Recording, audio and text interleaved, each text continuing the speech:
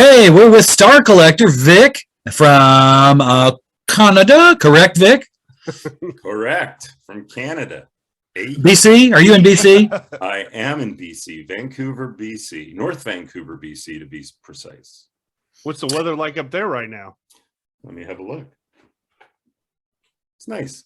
Nice. No snow or anything? No. Oh, no. And actually, I live up at the top of like kind of pretty high up. So if we don't have snow, there's no snow in our neighborhood like at all. Oh, wow. We're the first to get it. Yeah.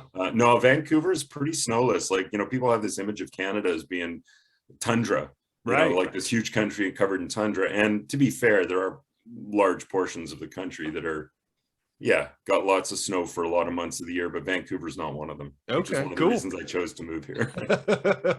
Had enough of snow growing up in Edmonton, which is one of those places that does get a lot of snow for a long time. For those of you who missed the last show, Vic is the front man of the Star Collector, who one of our garage door favorites. And Vic, before we started recording, we were talking about what's up with the new recordings. Can you share with us a little bit? Okay, I will. It's not a secret or anything, but well, certainly not a secret now. Yeah. Put me on the spot. No, we've been working on a bunch of new stuff for a while now, and like we were saying off air, sometimes like writer's block is a real thing, but it hasn't been the case for us in the last little bit. Steve and I have written a whole lot of songs together, and I've written a bunch myself, and I've co-written with some other people, one with my brother Adam, and a couple special people that will remain secret until the album's a little closer. But Very cool. it's just been incredibly fruitful lately, like to the point where, I think when we spoke last a couple months ago, you asked me off air, and I think at that point we had about 15 songs to choose from, and I think we'd whittled it down to 11 or 12. And since then, I think we now have 5 more. That's awesome. Yeah, and 4 of those are like new. So Steve and I were joking this morning that, like, what are we going to have album 7 done at the same time as album 6? But we're not doing the double album thing. I don't think that's in the cards. We'll whittle it down, and then we'll just see what happens. But yeah, it's really great. And the other thing that's happened, I guess, I don't know if this was the case when we spoke last, but we've got a new, another bass player. So not a new bass player, because my brother Adam's still on the new recordings and still taking part in it. But we also have a local guy here named Tony Kerr, who's just a really, really fine player, and he used to play with our drummer Adrian before in another band, and we've kind of known him, but we've never played with him before, and he just slotted in beautifully. So we kind of are navigating a 5/4 time thing, if you will. Like, wow. 2 bass players. No, I don't mean like, Yes, or stuff like that. Sorry, Tony. Tony watches this. Yeah, he loves Yes, but it's kind of like we're a 4-piece band, but we've got 5 members at the moment. Right. So Yeah. Both Adam and Tony are going to be playing on the new record, and Adam will do some singing and stuff. Oh, but cool. yeah, it's super exciting. I'm thrilled with the way the new stuff's turning out. Well, we're glad things are flowing, because that's good news for us, because that means more music coming our way. There will be at some point. Still got to, finish the recording, then the mixing, then the mastering, and the artwork and the production. I mean, it's a long process, but we're getting through it a lot faster than I thought we would. So That's awesome. Like I said, pretty exciting times. Yeah. Well, Vic, what is the process, if I may ask? Do you usually, is it guitar first for you, piano? What do you, compose on? And just, if you could build us up a little bit, how Star Collector makes the finished product, or is it varies depending? Well, yeah, I mean, just for starters, I can't play piano to save my life, so that's out of the equation altogether. But usually our songs come about in one of 2 ways. Either I write them on my own, just sitting there with an acoustic guitar and old school pen and paper, or even sometimes I get ideas. I'm driving around and I'll pull over and I'll put it into my notes on my phone, like a couple lines of lyrics or whatever. But usually either that, or that Steve and I either sit together and write music together, or he comes up with stuff and sends it to me, and then I kind of work with it. So those are kind of the 2 main ways that we do our stuff. On this record, there are going to be a few other co-writes. Like my brother Adam and I did write one of the songs together, and we did that while we were together in person one time having a visit. but primarily it's those two ways. And it is sort of a mystery how it all ends up as finished material. But the process seems to be that for me, words tend to come last.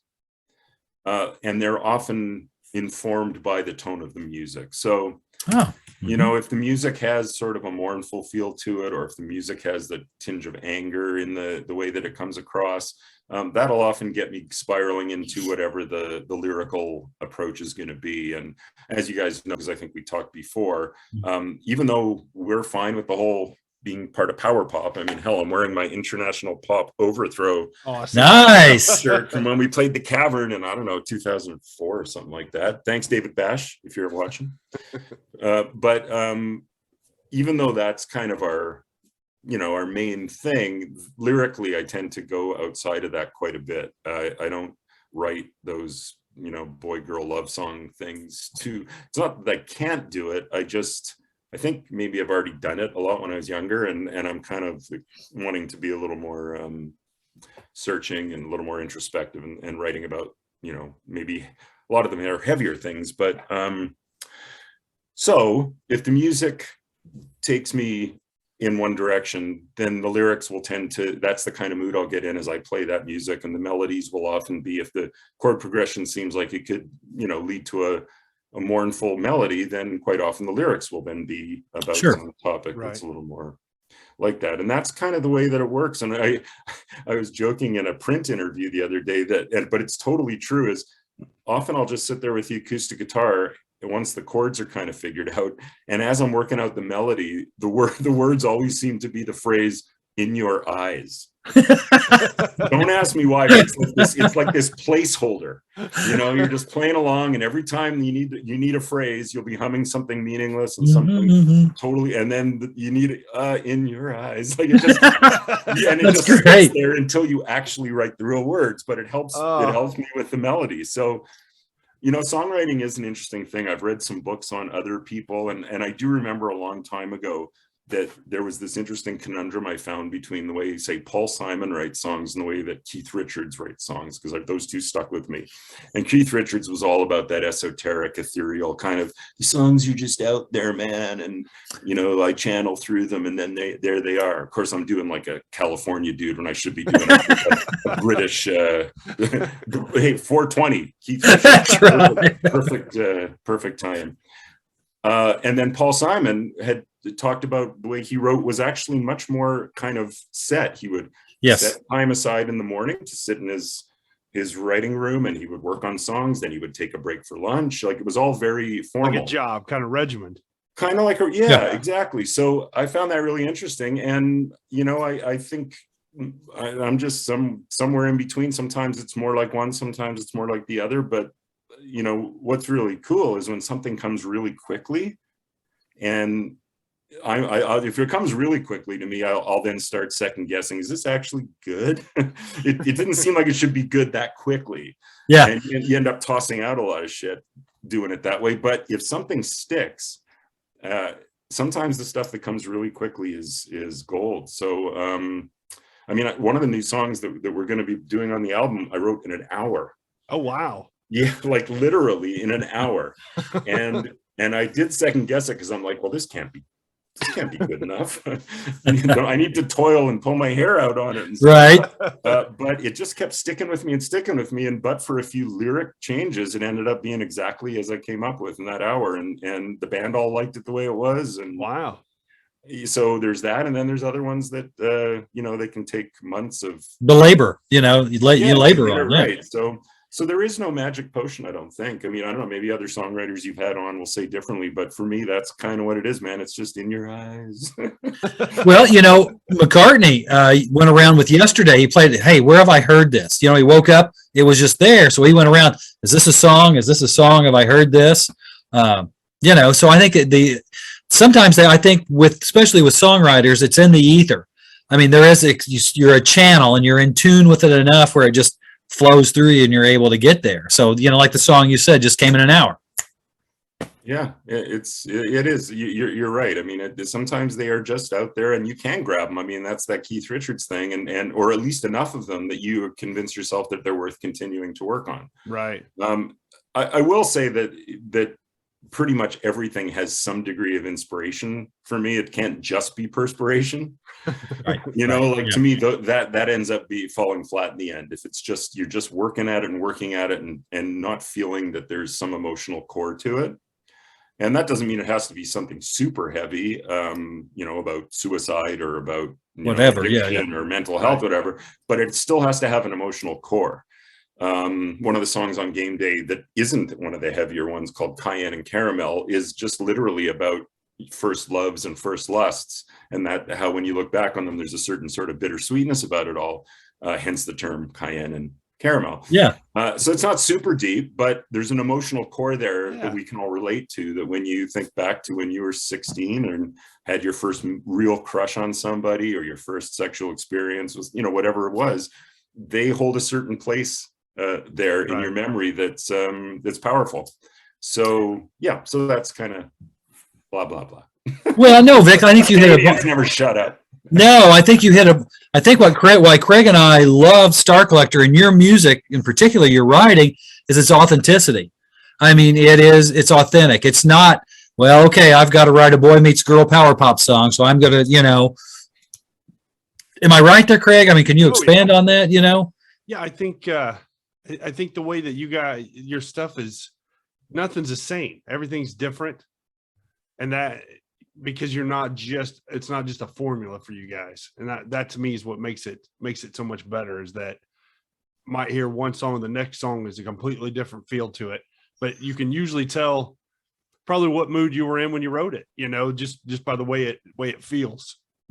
Oh, that's a wonderful. I'm flattered. That's a great analysis too, because even when I listen back to them, and certainly when I'm writing them, you're right. There's a certain pervasive feeling about them, and whether it's something, you know, a little bit tongue in cheek like Cayenne and Caramel, or whether it's something super heavy like Super Zero Blues or Hook, Line, and Singer, or whatever. Yeah, it's true. There is a certain emotional component to it that I am feeling and trying to get across in it. So the fact that it translates and that you guys pick up on it is hugely flattering. So I'm smiling inside of fun. Yeah, I'm smiling outside now.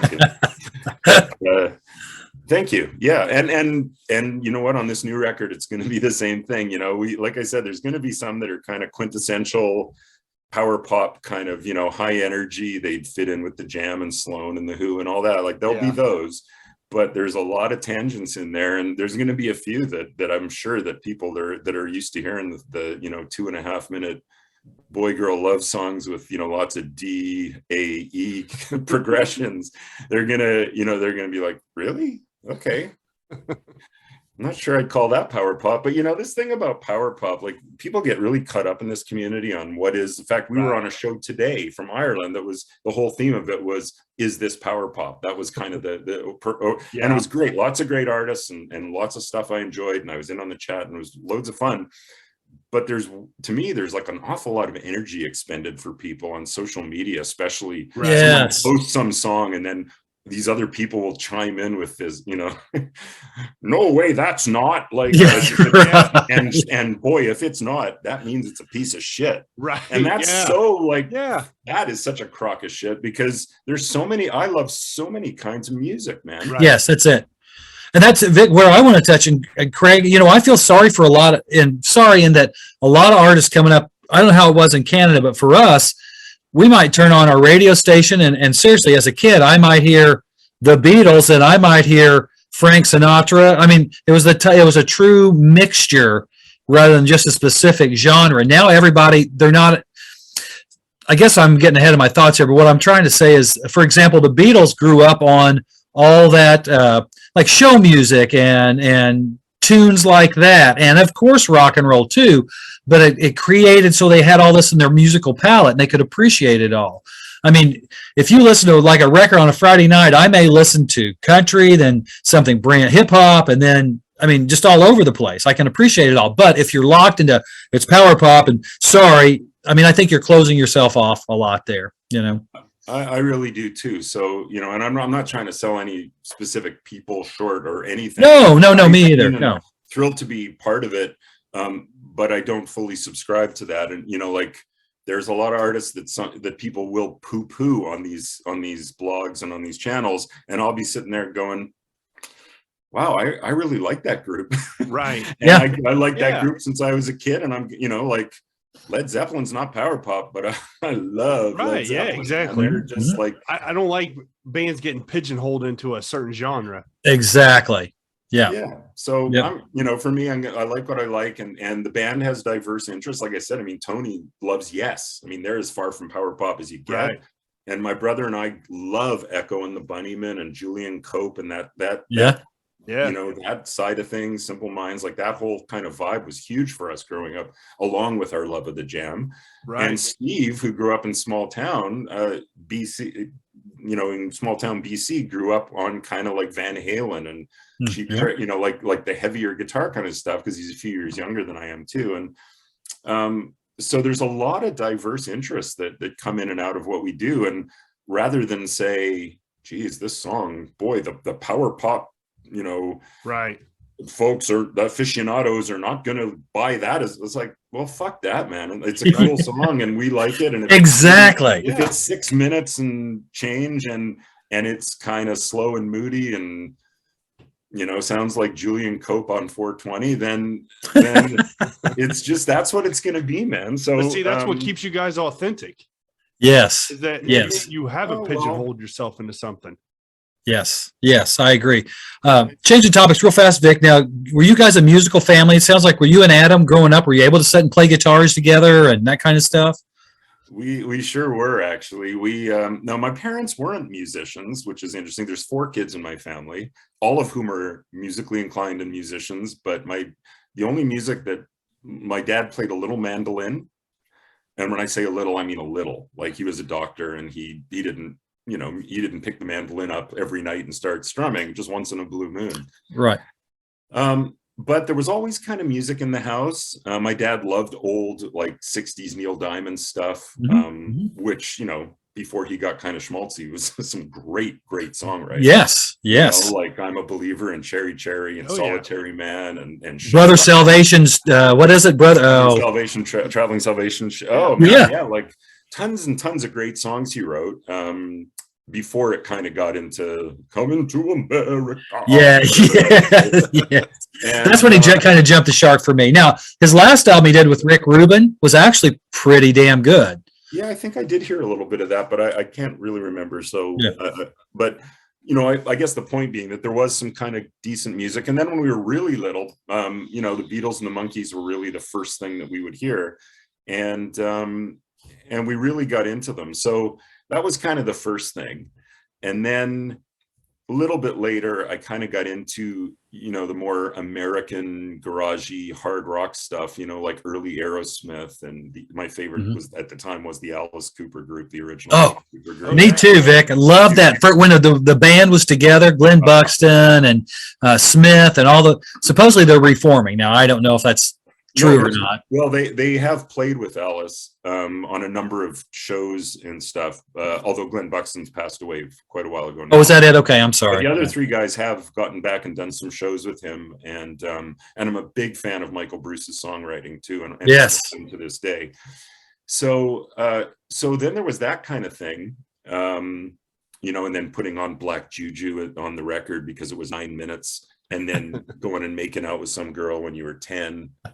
Because you had 9 minutes to pull your move in some little under basement tent. Yeah. Oh yeah. Yeah. But that's not just why I liked Alice Cooper, but it didn't hurt. So there was that, and then Adam and I both, you know, kind of grew up through the time the Jam and the Clash and a lot of that stuff was really, that was kind of when we were at the sweet spot of our musical, when we could play our instruments well enough. And we were already starting to write songs ourselves. And right at that time was when that was happening. So we were still pretty young, but we were really dedicated to it. And the guitar player that was in the band with us at the time, who I started Star Collector with, incidentally, the 3 of us like just dove head on into the mod thing because we all loved mod music. We loved the Who. The Jam were like our you know, I mean, God, yeah. I'll show you. See, like I got this sitting there in my little room here. Oh, sweet. So, yeah, Sweet. it's pretty much yeah. And we saw them one time when we were kids. We got to see them before they broke up, and I've got a signed T-shirt. I'm wearing it in the Silent Type video. It's actually got the autograph. Someone the other day asked Oh, me if that wow. was an authentic autograph, or if, I was like, yeah, man, it's real. So they were kind of like the sweet spot for us during that time. And Adam and I kind of traversed that whole time together, even though I'm a few years older.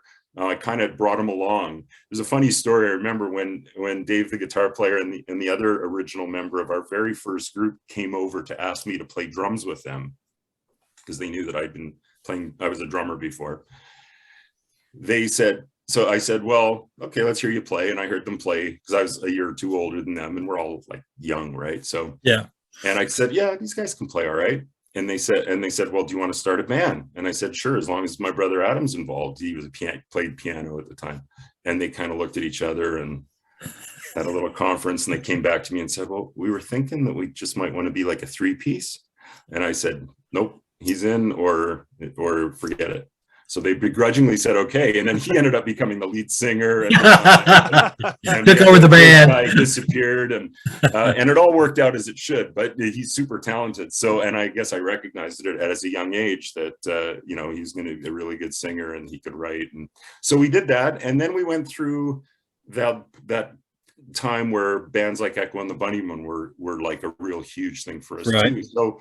So really long-winded answer to your simple question is that's kind of been the journey. It's like the Beatles and the Monkees, and the Alice Cooper group, and then the Jam stuff, Mm-hmm. and then a bit of that, Echo and the Bunnymen thing, which we still pull into what we do. Like the Super Zero Blues video is very much, it's more like an Echo and the Bunnymen song with a bit of heavier guitars than it is like a power pop song.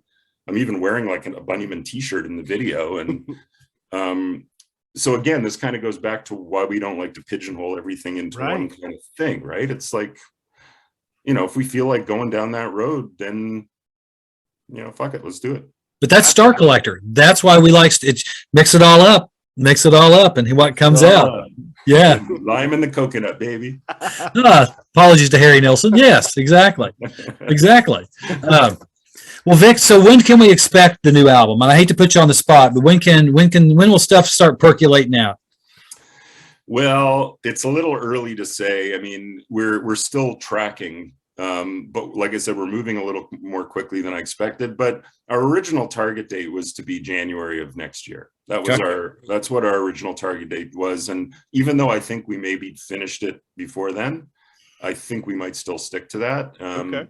The last experience with putting something out right at the beginning of the year, and then having that whole year to work it, and it really seemed to work well. And I don't know. I mean, and that way we don't have to rush it. We just literally are, I haven't even started the artwork yet. Steve was asking me this morning, funnily enough, if I had any ideas for the title, and I shot him a couple ideas, and so we're still pretty preliminary in that. And then Adrian and I have to, our drummer, he does all the mixing and the mastering, but I produce it. So the two of us sit there, head to head for hours and hours and hours. Sure.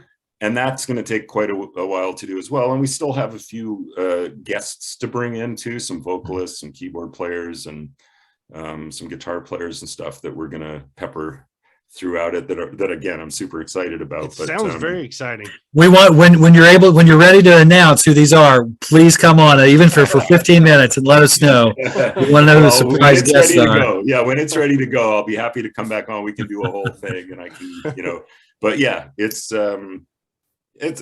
just great. And like having such good guys to work with it's just such a pleasure, like there's no bullshit. Everyone's just kind of got their thing that they do, and they do it really well. And, no one, like if I'm thinking, let's bring a guest vocalist in for this song, Steve doesn't sort of get his nose out of joint that he's not singing the harmony. Yeah. Right. Yeah. Where the song Adam and I wrote together, it's like, Steve had never sung harmonies in the rehearsal room while we were working on it. Cause he said to me at the end, after we recorded, he goes, yeah, I just assumed Adam would sing the harmony on this. And I was like, yeah, you're kind of right. He will, because we wrote it together. so there's a lot of that. Everyone's kind of just, But that's good that you guys get along and everybody kind of knows their role. And yeah, it's awesome. It's great. Like I said, I couldn't be happier. Vic, this is another off the wall question here. The Marx Brothers, like before they put out Duck Soup or any of those Going Coconuts, they took it out on the road. Have you ever like taken songs before you've recorded to see how they work out on the road? And if you could talk about that for just a minute. Sure. Yeah. Well, I mean, the pre-game day stuff when we were still doing shows, we had written a bunch of those songs pre-pandemic. So the last, I don't know, 5 shows maybe that we did before everything came to a halt, we did actually play Rip It Off and Super Zero Blues and maybe one of the others. So we had had that experience. And then you're right, you do kind of want to see if there's a reaction to them. And you can't take that too seriously sometimes, because there's certain songs that may not be made for a live audience, Right. especially like a mellower thing. So you can't judge it on that. But certainly with the more high energy stuff that you'd expect to maybe do at an actual, at a live gig where you're going to, do mostly the high energy. And we're a pretty high energy band too. It's, no shoegazing for us. We're all about the windmills and scissor kicks. It's you do like to get a little bit of feedback from when you play them to see if they go over okay. And we do that. I mean, we didn't have the opportunity to do it on this batch of songs because we haven't played a gig for over 2 years. Right. But yeah, so it is tricky. But, I think the other thing that happens, it's kind of like songwriting, I get asked about that a fair bit. And I just always come back to, if you've done something long enough, you can spot the bullshit a little more quickly. right. Yes. Amen. Like if you're writing something and you're like, is this going to be okay? If you have to ask yourself that too many times, then it's probably not. Right. And if it just feels it, like Steve and I wrote a song in about a week, which isn't an hour, but just recently in a week that I'm just nuts about. I'm absolutely nuts about it. And it came from start to finish, from sit down, first little chord progression he had, to finished lyrics, finished everything in like a week. And I was like, damn. So sometimes you just know. And it's the same thing with live is, it's good to do it in front of an audience, but even then, sometimes you just know when a song's going to work for whatever purpose it serves on the album. And that might mean that it's an acoustic song, or it might mean that it's a 6.5 minute psychedelic kind of workout. But with experience, I think you get a little bit better feel for that. You're not always right, I think, I don't remember if we talked about this last time, but I was sort of surprised that the song Green Eyes got such a good response. Did we talk about that? I can't remember. We did. I think we did. Yeah. It just, Love that song. Yeah. And I think in retrospect, I can now hear it. So that was one of the ones that I did sort of miss in that process. So even with your own stuff, maybe that's part of it, is with your own stuff. Right. You're not always the very best judge, but I think I'm good enough a judge. Sometimes you're too close to it. To pick out weed out most of the questionable ones and try to keep the good nuggets. Now, Vic, any chance are things opening up for you guys there in BC? Are there venues opening up to play in yet, or is it still kind of closed down? Well, there's some of the same venues as well last time we talked, but there's not a lot more. And a part of the problem is that there may not be a lot more because some of the ones that closed down don't look to be reopening. Yeah. Right. So I'm not sure what's going to happen in Vancouver for rock and roll music, at least. I mean, there'll be nightclubs that'll eventually reopen for the 18-year-olds to go, and 19-year-olds here, I guess. But I don't know.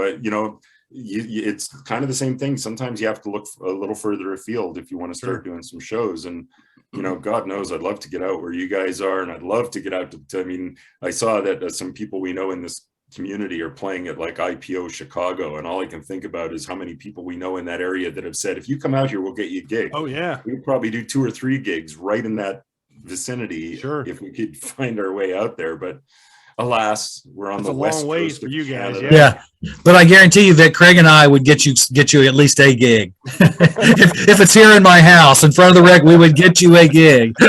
Oh, I appreciate that. I mean, it just, I love hearing that, and I hate hearing that at the same time, Right. because it's just like what more what would I rather be doing? I'd love to go and do that, and maybe we will, like, Right. I'm not saying we're not going to, but it's just the logistics and the financial, there's a lot that goes into touring that far afield. So we'll see, but ever hopeful.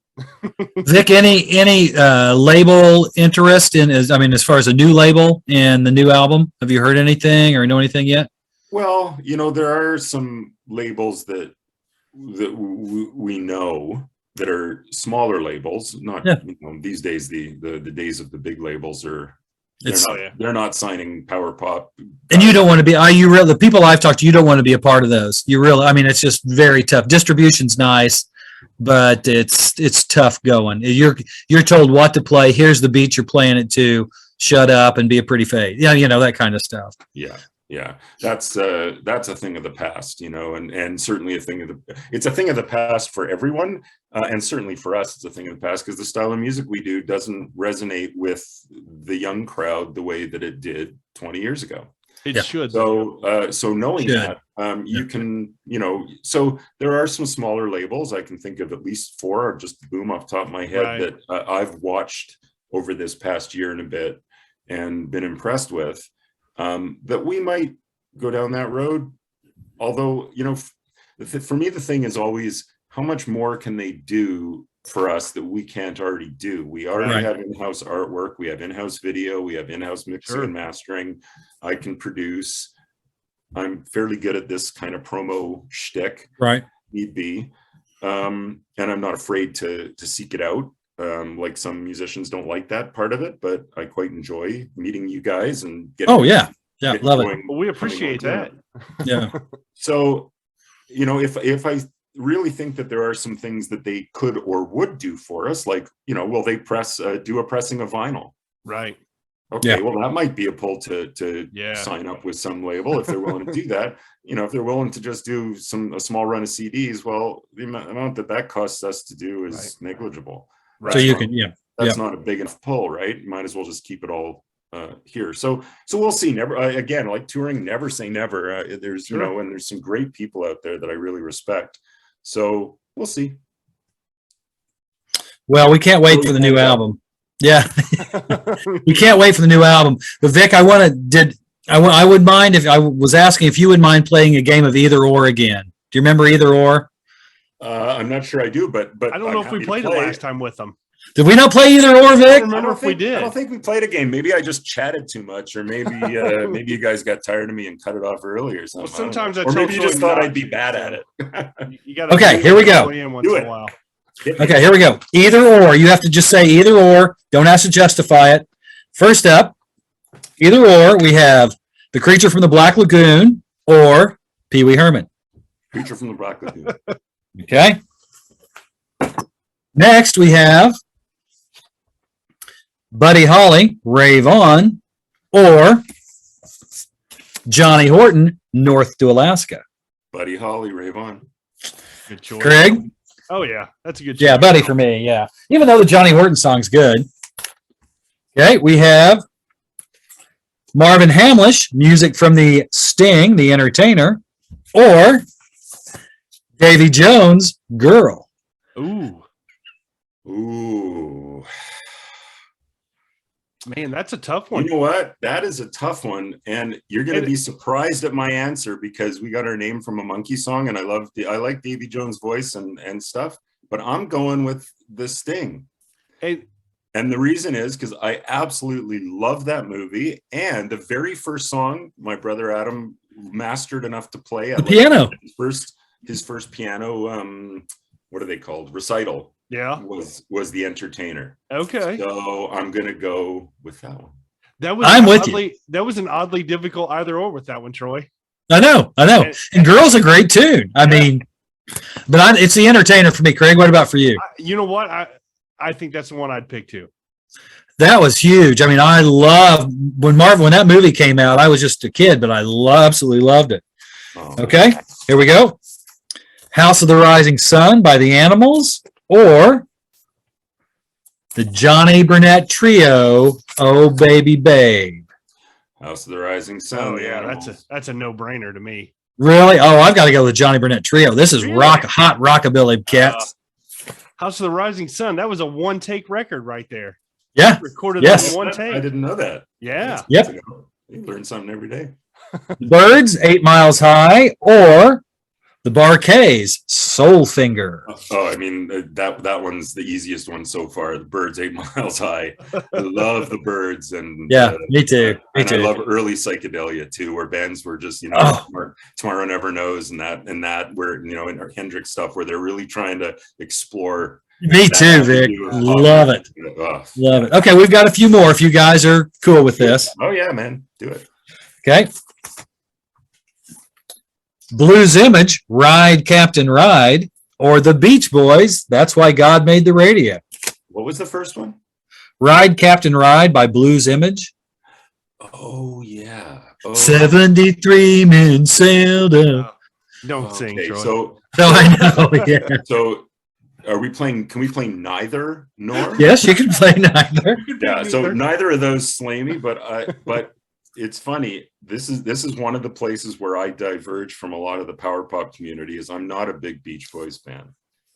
I appreciate them. I'm not huge. I mean, that's kind of my thing. I can appreciate the vocal work, and I do like some of the songs a lot. I'm the But same it's way. like a handful for me, and they're to me they always get thrown in that same conversation with the Beatles and the Who, and for me that's just not the case. Yeah. I agree. I agree. But I don't.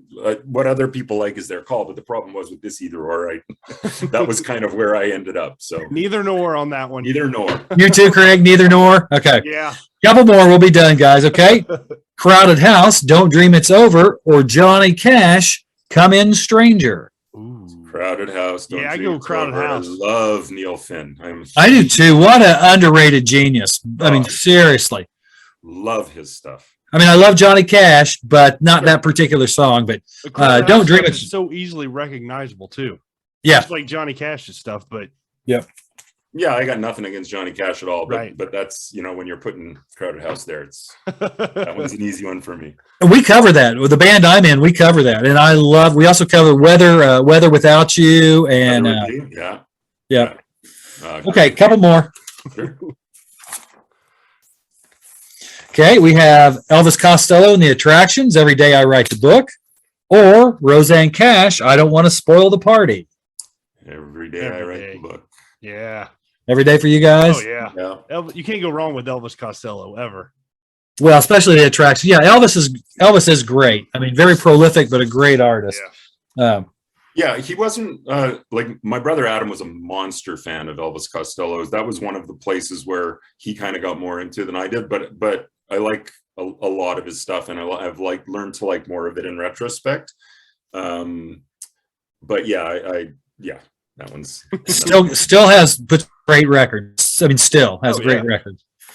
Okay, here we go. A couple more. Going Up the Country, Canned Heat, or Elvis Costello, Watching the Detectives.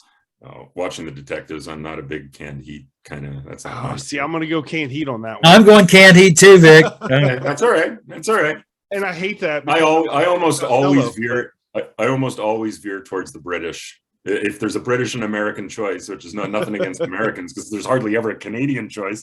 But given those two, yeah.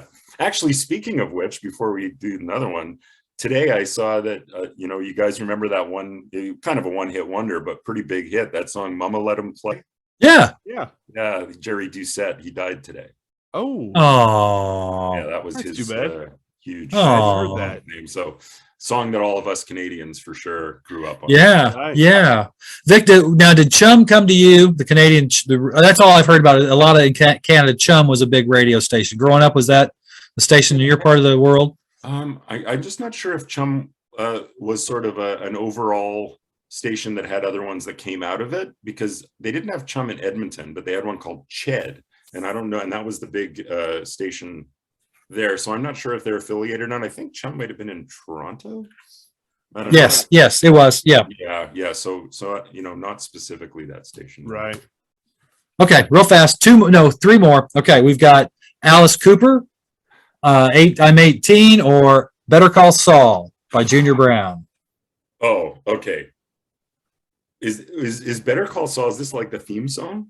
Yeah, Oh, from Junior man. Brown. I love Okay. Junior Brown. Do I have to do either or? Because Either or. this is where I want to do both. But if I have to Yes. choose one, I can almost, the only thing that would usurp Alice Cooper is if you put like a jam song that I really like, a blues song. So I got to go Alice Cooper, but that's the hardest one you put That on. is a 'cause tough I one. love that freaking show. What an amazing! Did you see the other night?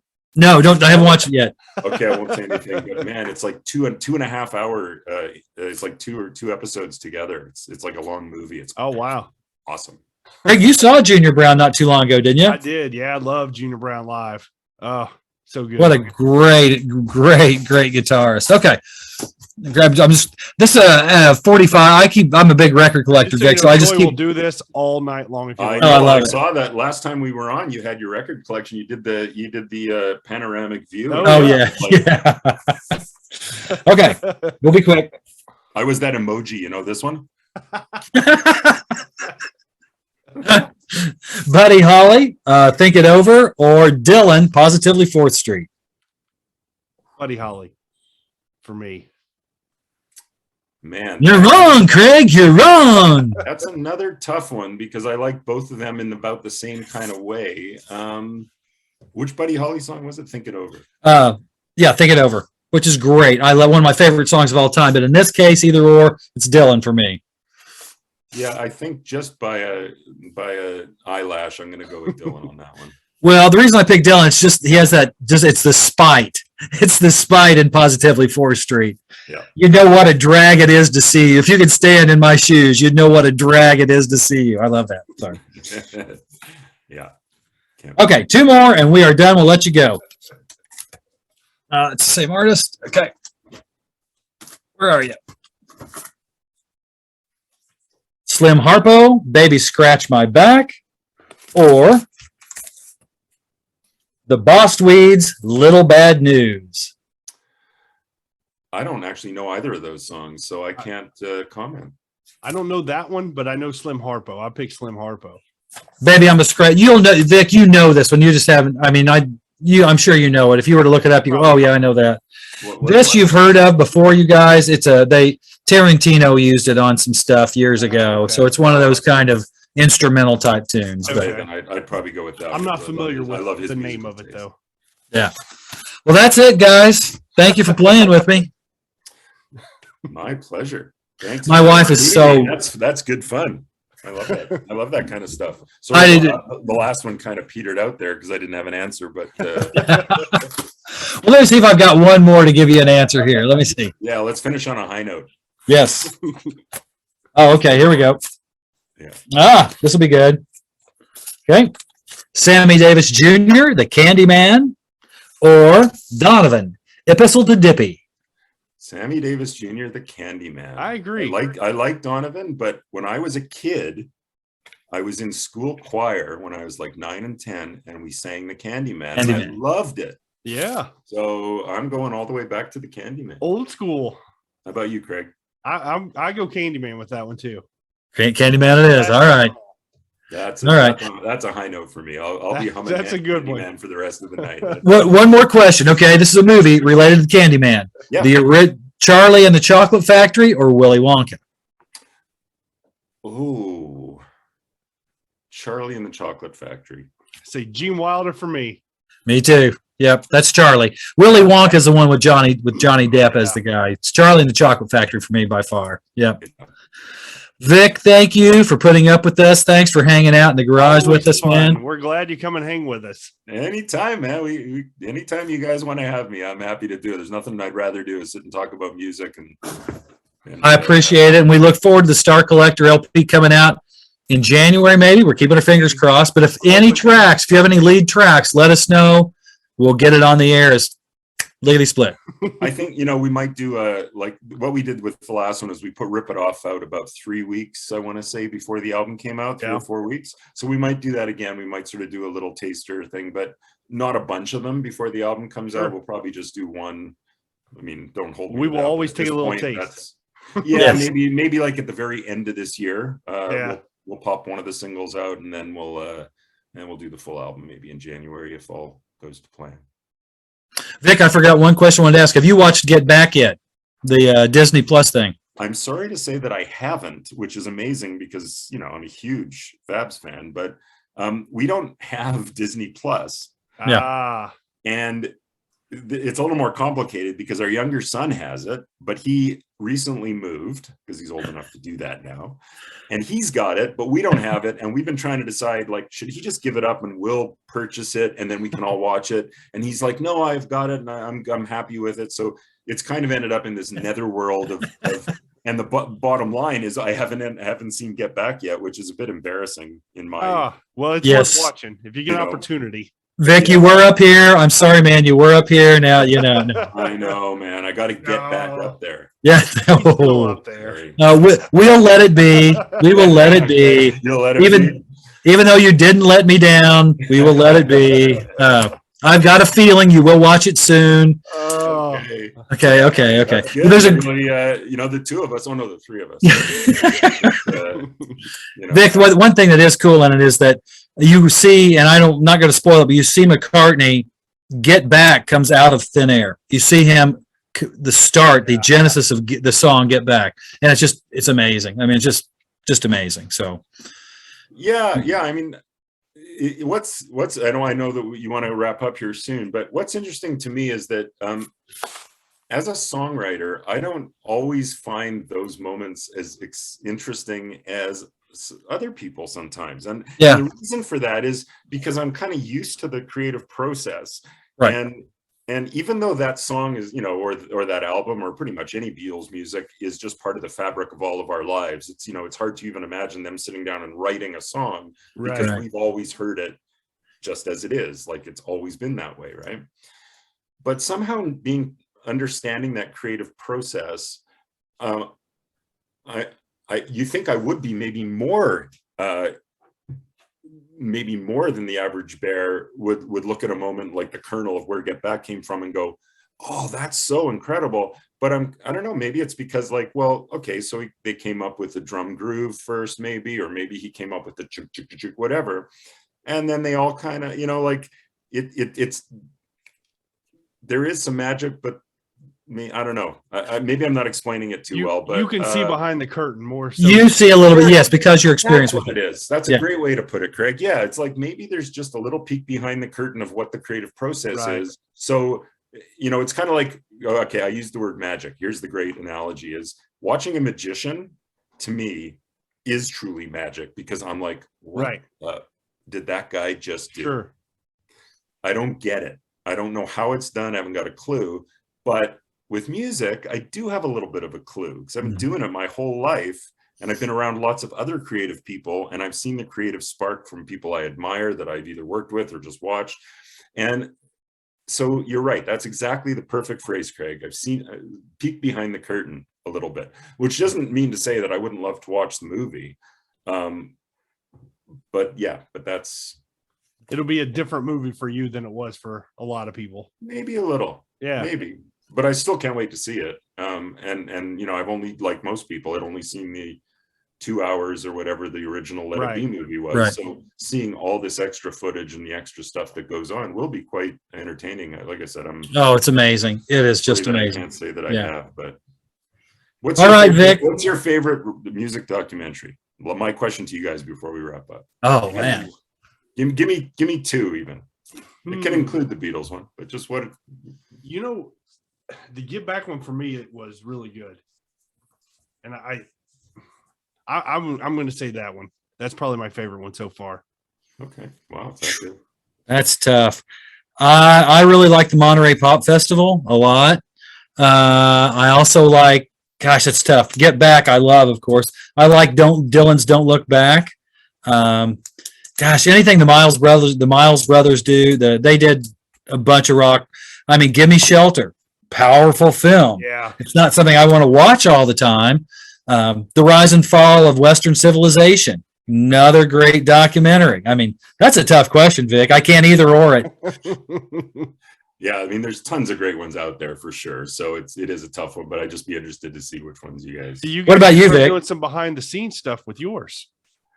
Yeah. Oh, there you go. You ought to do some of that, Vic. That'd make a great EPK. Electronic electronic press kit. Yeah, yeah, well, Steve does like to take pictures and film stuff now and There then. you so go. never know. Maybe. Well, I love a lot of music documentaries. I mean, Searching for the Sugar Man comes to mind. Oh yes, yeah. Yeah. Or is that what's called, Searching for the Sugar Man? Or Yeah. Yeah. Yeah. That one just is mind blowing. But one of the ones that I just loved, and maybe it's because it was made by a proper filmmaker, was the Running Down a Dream, the Tom Petty movie. Great. I've not Yes. seen that one. It's I'm not- really Oh, you have? long. Oh, Craig, you have to. Yeah, Yeah, it's I've like got it. 3.5 hours long. You can watch it in pieces, but the Yeah. footage and the interview pieces, it's just it's phenomenal.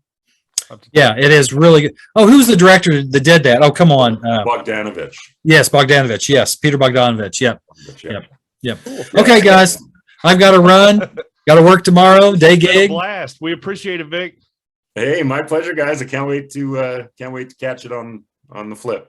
All right. Vic, thanks for hanging out. Star Collector coming to a radio station near you real soon. That's right. See you, Vic. Thanks a lot. See you, Craig. You bet. Appreciate it. You bet.